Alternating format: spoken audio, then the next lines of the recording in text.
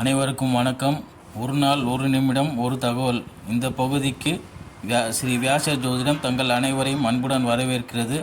நண்பர்களே, இந்த பகுதியில் பழைய ஜோதிட நூல்களில் கூறப்பட்ட தகவல்கள் அப்படியே தரப்படுகிறது. வாருங்கள், இப்பொழுது தகவலை பார்ப்போம்.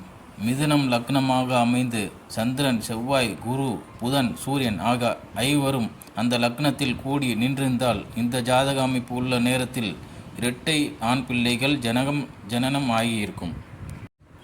மிதுன லக்னத்தில் பாபர்களோடு இணைந்து புதன் நின்றிருக்க இவர்களை சுபர் நோக்கியிருந்தால் இந்த ஜாதக அமைப்பு உள்ள நேரத்தில் ஆண் ஒன்று பெண் ஒன்று என இரட்டை குழந்தைகள் பிறந்திருக்கும்.